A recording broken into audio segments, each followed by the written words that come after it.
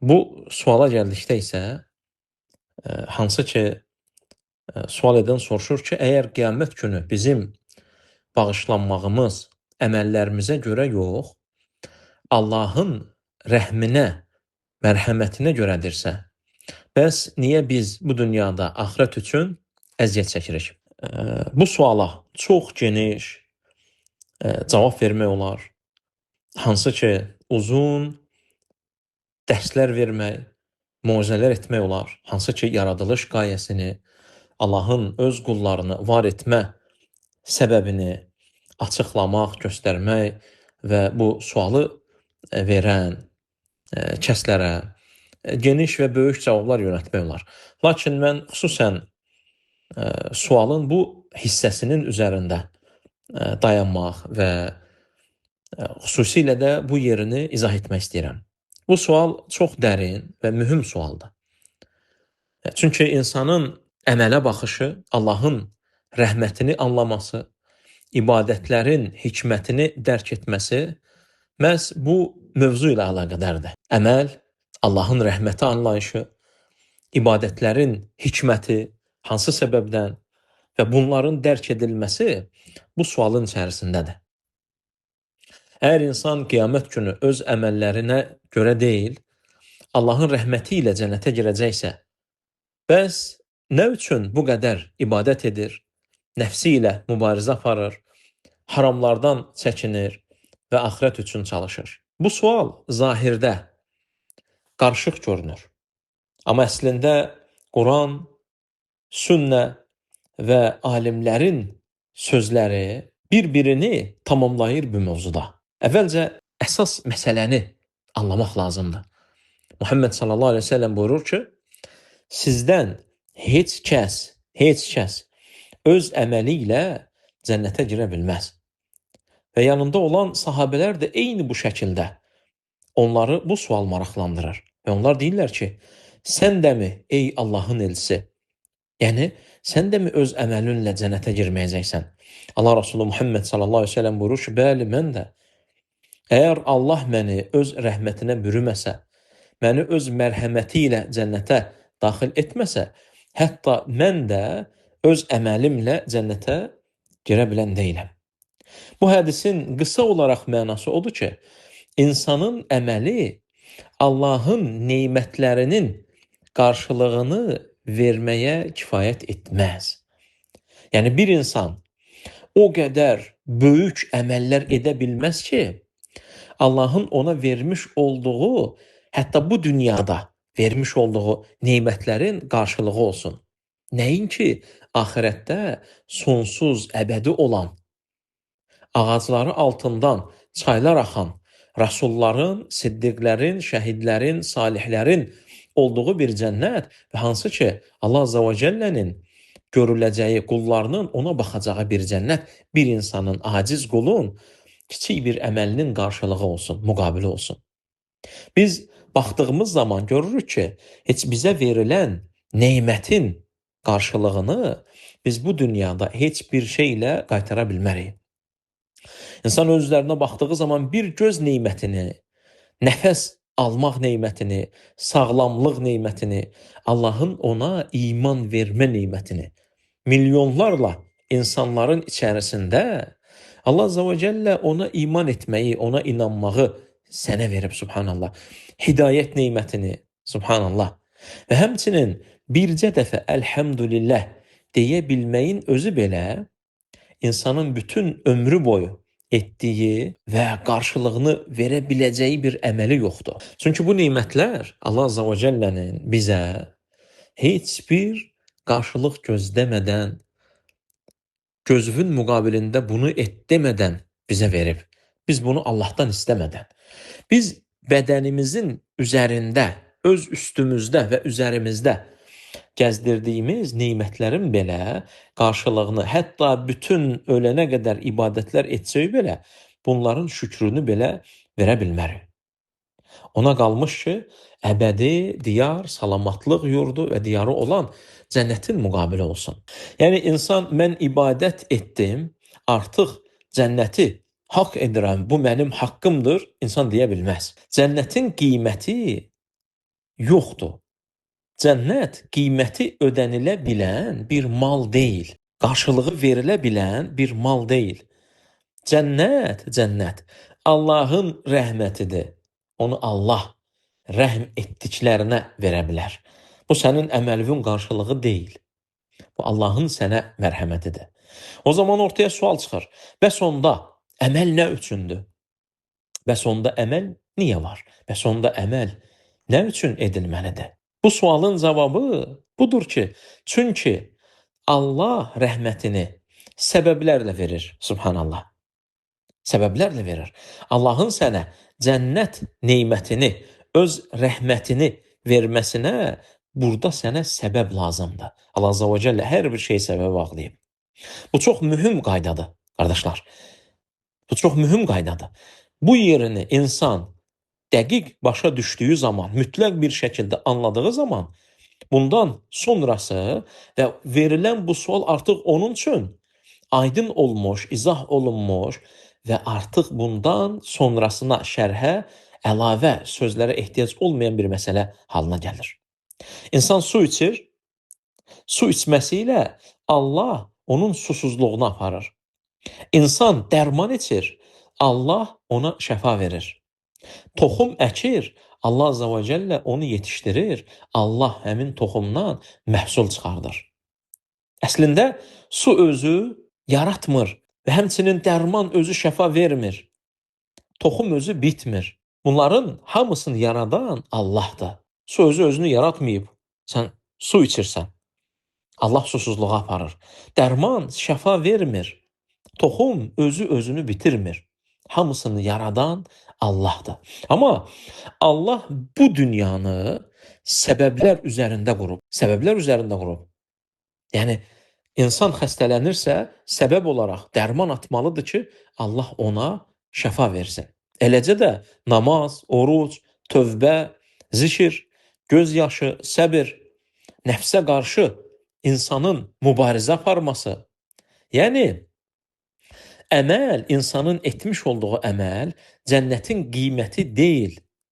Cənnətin qiyməti deyil. Allahın cənnəti çox qiymətlidir. Çox qiymətlidir. Lakin əməl cənnətə aparan səbəbdir. Cənnətə salan isə Allahdır öz rəhməti və mərhəməti ilə. Quran-Kərimdə Allah Azza və Cəllə buyurur ki, cənnətə etdiyiniz əməllərə görə daxil olun. Başqa bir yerdə isə Allah Azza və Cəllə buyurur, əgər Allahın sizə olan lütfü və rəhməti, mərhəməti olmasaydı, sizdən heç kəs əsla təmizlənə bilməzdi. Bu ayədə əməl də zikr edilib və qeyd edilib. Digər ayədə isə Allahın rəhməti və mərhəməti qeyd edilib.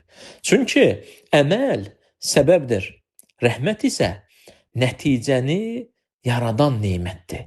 Əməl səbəbdir, rəhmət nəticədir. Allahın həmin o əməlin qarşılığında sənə vermiş olacağı mərhəmətidir. İbn-i Qayyim rahiməhullah bu məsələni çox gözəl bir şəkildə izah edir. Və buyurur ki, əməl cənnətə daxil olmağın səbəbidir. Lakin insanı cənnətə daxil edən Allahdır.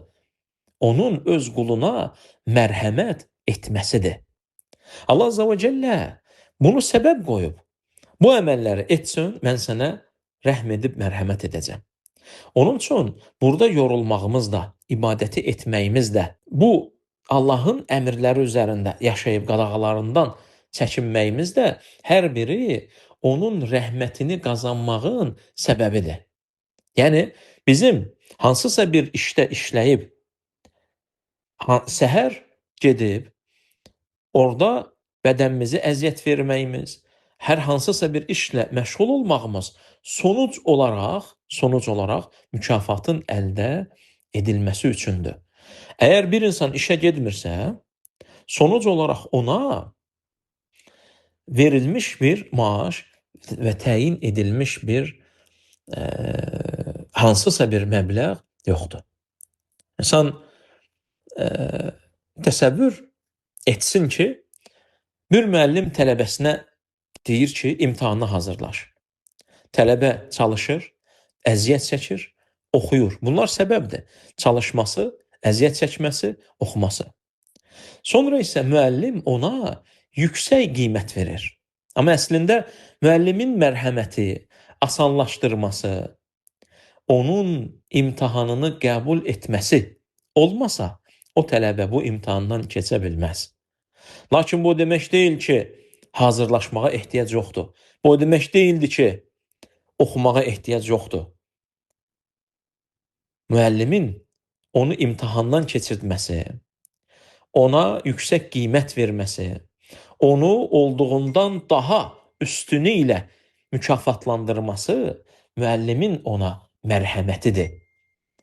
Hansı ki, o gördü ki, həmin şagird əziyyət çəkib, həqiqətən çalışıb, onun tapşırıqlarını yerinə yetirib, hətta tam və mükəmməl bir şəkildə etməsə də, onun çalışması da, oxuması da, imtahanı verməsi də müəllimin tələblərinə və yüksək qoymuş olduğu dərəcələrə qalxmasa da, müəllim onun əziyyətini nəzərə alaraq, ona yüksək dərəcələr verərək onu imtahandan keçirdir.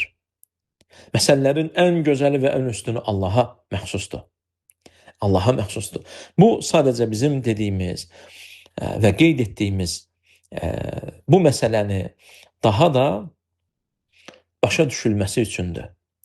Çünki bu məsələdə hazırlaşmaq tələbənin səmimiyyətini göstərir.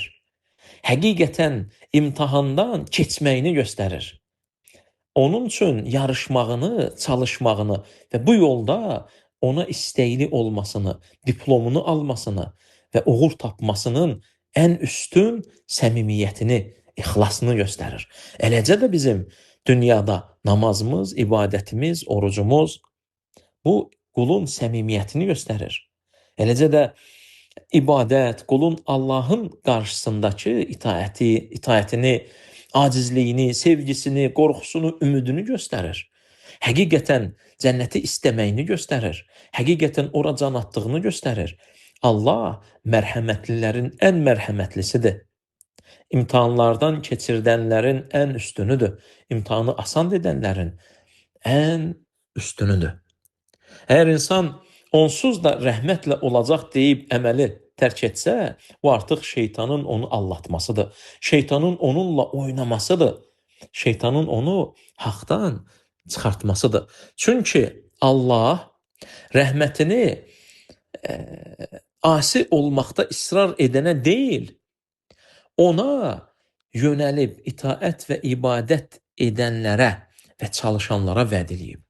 Allah cənnəti vəd eləyib, deyib ki, əgər sən çalışsan ibadətlərdə, itaətlərdə, haramlardan çəkinməklərdə, mənim rəhmətim olan cənnəti sənə verəcəm. Bu asilərə vəd olunmayıb, bu itaət edənlərə, bu yorulanlara, Allahın rəhmətinə ümid bəsləyənlərə vəd olunub. Allah Azza və Cəllə buyurur ki, şübhəsiz ki, Allahın rəhməti yaxşı əməl sahiblərinə yaxındır. Yaxşı əməl sahiblərinə. Diqqət et, rəhmət var, amma muhsinlərə, yaxşı əməl sahiblərinə. Cənnət, mərhəmət yalnız yaxşı əməl sahiblərinə olacaq. Bəs niyə bu qədər əziyyət? Çünki dünya imtahan yeridir. Əgər ibadətsiz, müsibətsiz, səbirsiz, nəfslə savaşmadan hamı eyni nəticəni alsaydı, imtahanın mənası qalardımı? Vallahi imtahanın mənası olmazdı. Kimsə, heç kim səbir etmədən, günah edənlə itaət edənlərin fərqi olmasa, iş görənlə iş görməyənin fərqi olmasa, bəs ədalət harda olardı? Bəs rəhmət ölçüsü harda olardı? Bəs imtahanın hansı dəyəri və mənası qalardı? Allah Azza və Cəllə buyurur ki, hansınızın daha çox əməl edəcəyini sınamaq üçün ölümü və həyatı yaradan odur. Deməli, bu həyatın məqsədi sadəcə nəticə deyil, qulluğun ortaya çıxmasıdır.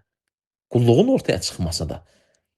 İnsan yaşadığı həyatda qulluğunu ortaya qoymalıdır ki, qulu olduğu Allah öz mərhəmətini ona versin. Ən gözəl tərəfi isə budur ki, Allah sənin əməlindən daha çox qəlbinə baxar. Bəzən səmimi bir tövbə, bir damla göz yaşı, gizlin bir dua, bir haramı Allah üçün tərk etmək illərlə edilən əməldən daha ağır gələ bilər, daha üstün olar. Çünki məsələ sadəcə əməlin miqdarı deyil, qəlbin halıdır, qəlbin ixlasıdır. Salihlər niyə çox ibadət edirdilər? Halbuki onlar da bilirdi ki, cənnət Allahın rəhməti ilədir. Bizdən öncəki salihlərə baxsaq, gündüzləri orucda, gecələri də ibadətdə. Gündüzləri oruc bazarlarda gedib işləyərək qazandıqlarını sədəqə verməkdə vaxtlarını keçirdərdilər. Onlar da bilirdilər vallahi onlar da bilirdilər ki, cənnət Allahın rəhməti ilədir. Bəs nə üçün bu qədər çox ibadət edirdilər? Çünki onlar ibadəti tək cənnəti almaq üçün etmirdilər. Onlar Allahın əmrinə itaət üçün Allahı sevirdilər, ona yaxın olmaq istəyirdilər. Günah etməklə etsələr ondan utanırdılar. Ona şükür etmək üçün eləyirdilər. Allahın əmridir deyə və həmçinin Allahın bu ibadətlərin qarşılığında cənnət var deyə. Cənnət var deyə. Və salihlər ibadəti də, itaəti də bunu sevərək edirdilər. Sevərək edirdilər. Və sonda insan nə qədər əməl etsə də yenə də Allahın rəhmətinə möhtacdır. Bizim əməllərimiz çünki naqisdir. Bizə əmr edilən kimi doğru ola bilmərik. Amma sən bir insan əməli tərk etsə, özünü Allahın rəhmətindən, mərhəmətindən uzaqlaşdırar. Möminin heç bir müsəlman mömin əməlinə güvənməməlidir. Amma əməli də bununla yanaşı tərk etməməlidir. Mömin əməl edər, bununla yanaşı qorxar, ümid edər və dua edər. Və sonda deyər, ey Allahım, məni öz rəhmətinlə cənnətə daxil et. Allahdan istəyirəm ki, Allah bizi öz rəhməti ilə cənnətinə daxil etsin və ona ibadət və itaət üzərində də həyatımızı uzatsın. Bizi ona qulluqdan ayırmasın. Başımızı səcdədən, belimizi rükudan ayırmasın. Qəlbimizi ona yönəlməkdən, dilimizi onu zikr etməkdən alıqoymasın. Bu məsələni daha çox və daha genişdə danışmaq olardı, izah etmək olardı, söyləmək olardı. Lakin səs yazısı çox da uzun olmasın deyə bu yerdə bu cavabı bitirmək istəyirəm və Allahdan istəyirəm ki, bizi haqq üzərində özünə qovuşana qədər sabit etsin və rəhməti və mərhəməti ilə cənnətinə daxil etsin. Və sallallahu alə nəbiyyinə Muhammed və alə əlihi və sahbihi və səlləm.